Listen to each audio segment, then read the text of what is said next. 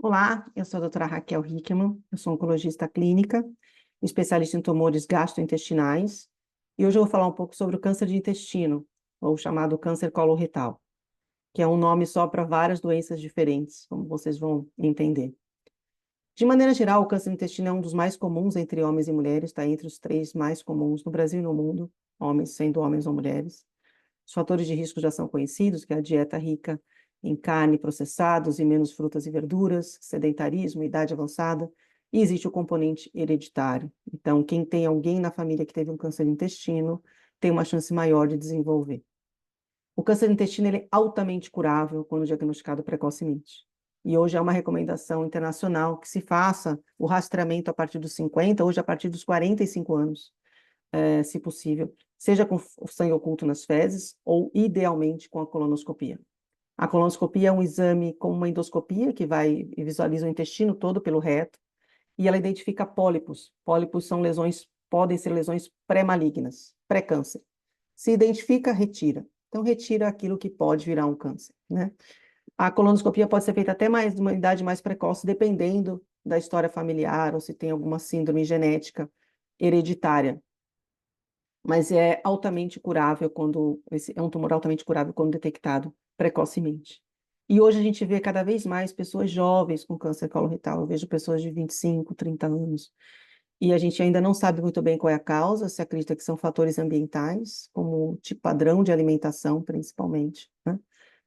Mas o importante é que pode ser curável se rastreável no começo, né? Então, é muito importante que a colonoscopia faça parte de check-ups, né? Então, a gente às vezes vê o paciente faz check-ups com ultrassom, exames de PSA ou Papa Nicolau nas mulheres, mamografia, mas às vezes sem a colonoscopia. Então, isso é muito importante. Diagnosticou precoce, opera, fica bom, né? E, como eu falei, existe o componente hereditário. Então, principalmente pessoas que têm história familiar repetida de câncer de intestino na família, têm que ficar atentas de fazer um rastreamento com a colonoscopia. A partir do momento que o câncer é diagnosticado numa colonoscopia, isso é feito pela biópsia, o tipo mais comum é o adenocarcinoma. E ele pode se originar em qualquer parte do intestino grosso. Quando a gente fala câncer do intestino, é do intestino grosso.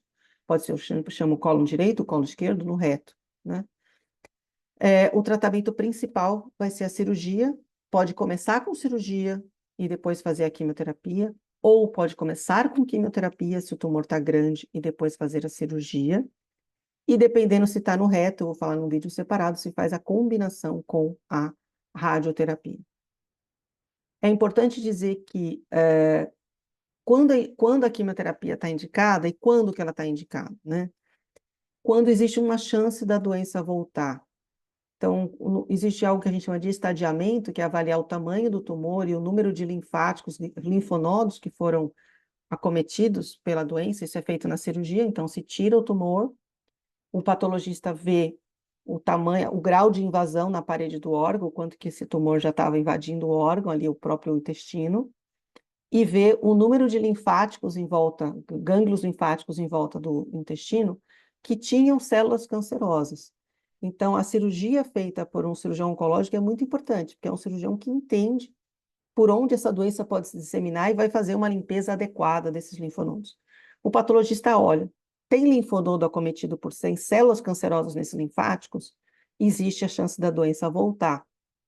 E aí a gente então administra a quimioterapia chamada adjuvante, que a quimioterapia não serve para prevenir nada. A quimioterapia não previne, ela trata. Então, o objetivo é tratar o que a gente chama de doença micrometastática, células que podem ter ficado na corrente sanguínea, que já estavam se disseminando e que o cirurgião não tem como ver, não tem nenhum exame que veja isso hoje, né? Se faz a quimioterapia de forma empírica, mas para aumentar a chance de cura. E aumenta significativamente a chance de cura em muitos casos. Essa quimioterapia pode ser feita com um remédio, que é o fluoracil ou a capecitabina, que é oral, ou associação de dois, e associa um desses aí que eu falei com a oxaliplatina. Se for capecitabina e oxaliplatina, é o Capox. Se for o fluoracil com oxaliplatina, é o Fulfox. E o tratamento pode ser feito por 3 a 6 meses, dependendo do número de linfáticos que foram acometidos, de algumas características das células. Se é 3 ou 6 meses, o importante é aumentar a chance de cura. Em alguns casos, 3 meses de tratamento é suficiente, né? E as pessoas ficam, muitas delas ficam curadas. Um exame que é mandatório fazer em todo paciente que tem câncer de intestino é um exame que é feito na própria biópsia, no material da cirurgia, no tumor mesmo. É um exame de imunohistoquímica, que é um exame que avalia a presença de algumas proteínas que são produzidas por genes chamados genes de reparo de DNA.